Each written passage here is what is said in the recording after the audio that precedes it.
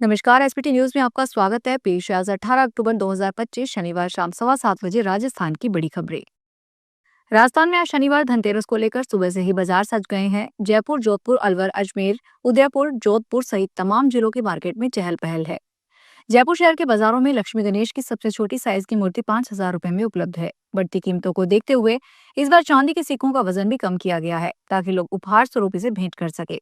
सुबह से ही गाड़ी की डिलीवरी लेने के लिए भीड़ शोरूम पर उमड़ पड़ी है। कई ग्राहक शुभ मुहूर्त में गाड़ियों की बुकिंग भी करवा रहे हैं। कोटा एसीबी ने 12 में बड़ी कार्रवाई की। 12 नगर परिषद ईओ मोती शंकर नागर को ट्रैप किया गया है। साथ ही असिस्टेंट फायर ऑफिसर अवैध शेख को भी ट्रैप किया गया है। दोनों को 2.5 लाख रुपए की रिश्वत देते दबोचा गया है। दुकानदारों को परेशान नहीं करने की एवज में घूस मांगी गई थी। एएसपी विजय स्वर्णकार की टीम ने कार्रवाई को अंजाम दिया। कार्यवाहक डीजी स्मिता श्रीवास्तव के निर्देश पर कार्रवाई हुई। सीकर में एक पिता जिसने अपनी दो बेटियों को ही रुपए कमाने का जरिया बना लिया, अपनी दोनों अनपढ़ बेटियों की शादी करवाकर लड़के वालों से लाखों रुपए ऐंठता था। हैरत की बात है कि दोनों बेटियों ने भी अपने लग्जरी शौक पूरे करने के लिए पिता का साथ दिया। माँ और भाई भी इसकी गैंग में शामिल हो गए।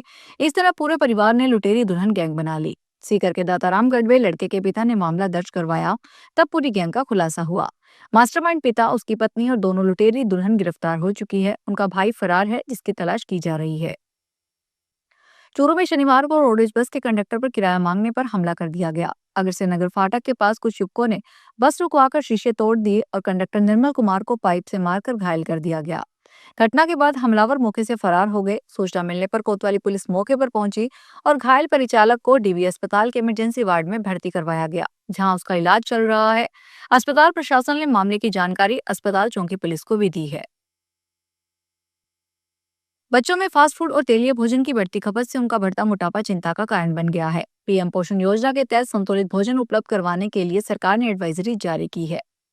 इसके तहत भोजन में फोर्टिलाइट चावल, गेहूं, मोटे अनाज, दालें और हरी सब्जियां शामिल की गई है। फोर्टिलाइट खाद्य तेल और डबल फोर्टिलाइट नमक का प्रयोग अनिवार्य कर दिया गया है। प्रधानमंत्री नरेंद्र मोदी ने मार्च में परीक्षा पे चर्चा और मन की बात कार्यक्रम में इस पर चिंता जताई थी। अब पीएम पोषण योजना आयुक्तालय ने भी इस पर गंभीर कदम उठाया है। दिल्ली पुलिस ने कहा कि राष्ट्रीय राजधानी क्षेत्र में नीली प्रमाणित हरित पटाखों की बिक्री केवल आज 18 अक्टूबर से 20 अक्टूबर 2025 तक ही अनुमत होगी। दिल्ली पुलिस विधि विभाग की ओर से आदेश में विशेष पुलिस गश्ती दल के गठन का आदेश दिया गया है। ये दल निर्धारित बिक्री स्थानों पर तैनात रहेंगे और इनका मुख्य कार्य यह सत्यापित करना होगा कि बेचा गया प्रत्येक पटाखा वैध क्यूआर कोड वाला प्रमाणित हरित उत्पाद है। राजस्थान में दीपावली का उत्साह चरम पर है, लेकिन त्योहारों की चमक के बीच अवैध शराब तस्करी की काली छाया मंडरा रही है। ऐसे में सिरोही जिले की रिको पुलिस ने एक बड़ा फिर प्रहार करते हुए अवैध शराब से लबालब भरे एक कंटेनर को पकड़ लिया। यह कार्रवाई दिवाली से पहले हुई, जब पूरे राज्य में शराब की मांग चरम पर पहुंच गई है। पुलिस ने मौके पर शराब की गिनती शुरू कर दी है और प्रारंभिक जांच में लाखों रुपए की अवैध शराब बरामद होने का अनुमान है। दिल्ली में बढ़ते वायु प्रदूषण को रोकने के लिए सरकार ने एक अहम कदम उठाया है। 1 नवंबर से राजधानी में प्रदूषण फैलाने वाले व्यावसायिक वाहनों का प्रवेश पूरी तरह से बंद रहेगा। वायु गुणवत्ता प्रबंधन आयोग ने यह फैसला लिया और आदेश दिया कि सभी बॉर्डर पॉइंट्स पर कड़ी निगरानी रखी जाएगी, ताकि कोई गाड़ी नियम तोड़कर न घुसे। सीएसक्यूएम ने बताया कि पंजाब, हरियाणा, दिल्ली, उत्तर प्रदेश और राजस्थान के जिलों के अधिकारियों को अब सीधा अधिकार दिया गया है कि अगर कोई अधिकारी पराली जलाने पर कार्रवाई नहीं करता तो उसके खिलाफ भी कानूनी कार्रवाई की जा सकती है। हनुमानगढ़ जिले के भादरा कस्बे में स्टेट हाईवे पर स्थित सड़क की भूमि के मामले में भू माफिया को लाभ पहुंचाने के आरोप में नगर नियोजक बीकानेर राकेश मातवा व पीडब्ल्यूडी भाजपा के सहायक अभियंता पवन कुमार के खिलाफ मामला दर्ज कर दिया गया है। पुलिस के अनुसार भादरा निवासी याकूब अली पुत्र मोहम्मद अली ने एसपी को परिवाद देकर दर्ज करवाए मुकदमे में बताया कि मास्टर प्लान में भादरा के बस स्टैंड की भूमि 5,75,972 वर्ग फुट आरक्षित की गई थी। आरक्षित भूमि पर भू माफियाओं ने कब्जा करके फर्जी पट्टा जारी करवा लिए। राजस्थान के शिक्षा एवं पंचायती राज मंत्री मदन दिलावर आज शनिवार को कोटा के रामगंज मंडी विधानसभा क्षेत्र के वार्ड नंबर 7 में नया गांव की भील बस्ती में पहुंचे। भाजपा गणेश नगर मंडल की ओर से दीपावली के मौके पर मोहल्ला बैठकों का आयोजन किया जा रहा है।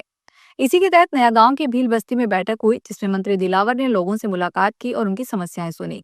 मंत्री इलाके की समस्याओं के बारे में बात कर रहे थे। इसी दौरान एक बुजुर्ग महिला ने कहा कि मैं जोर से बोलूंगी। इस पर मंत्री दिलावर ने कहा कि आप तो चिल्लाकर बोलना, लेकिन सुनो तो सही।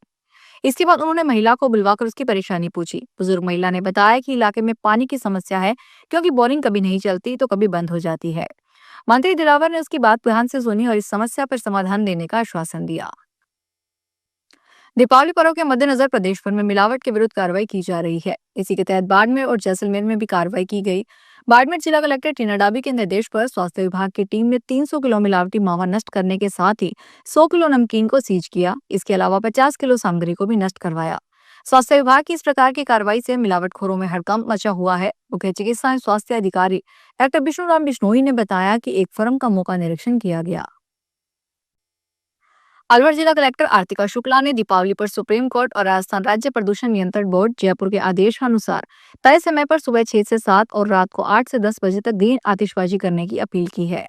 जिला कलेक्टर ने पुलिस अधीक्षक, नगर विकास न्यास सचिव, नगर निगम आयुक्त, समस्त उपखंड अधिकारियों, प्रदूषण नियंत्रण मंडल के क्षेत्रीय अधिकारियों, मुई व जिला शिक्षा अधिकारियों, तहसीलदार अलवर, समस्त विकास अधिकारियों, नगर पालिका के समस्त अधिशासी अधिकारियों को इस संबंध में निर्देश जारी किए हैं।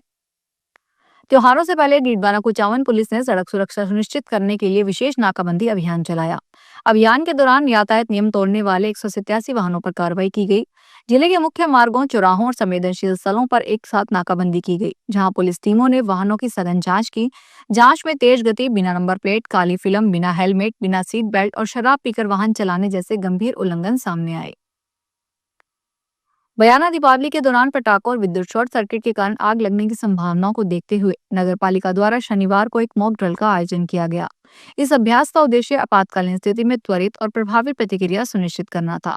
अग्निशमन शाखा प्रभारी पवन कुमार ने जानकारी देते हुए बताया कि दीपावली का पर्व शांति और सद्भावना के साथ मनाया जाए, इसके लिए नगर पालिका पूरी तरह से सतर्क है। उन्होंने नागरिकों से अपील की है कि आतिशबाजी संयमित ढंग से करे और सुरक्षा के सभी उपायों का पालन करे, ताकि किसी भी प्रकार की जनहानि से बचा जा सके। फतेहाबाद जिले के गांव ढींगसरा स्थित मनसार धाम में 21 अक्टूबर को मेला लगेगा।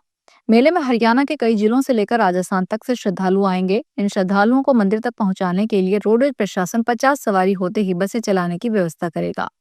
इसके लिए तैयारियां पूरी कर ली गई है। बता दें कि मनसागर धाम काफी प्राचीन स्थल है, जहां पर साल में 2 बार होली व दिवाली पर मेला लगता है, जिसमें हजारों श्रद्धालु भाग लेने आते हैं। यहाँ बाबा मनसागर की समाधि भी बनी हुई है। फिलहाल इस बुलेटिन में इतना ही, फिर हाजिर होंगे बड़ी खबरों के साथ।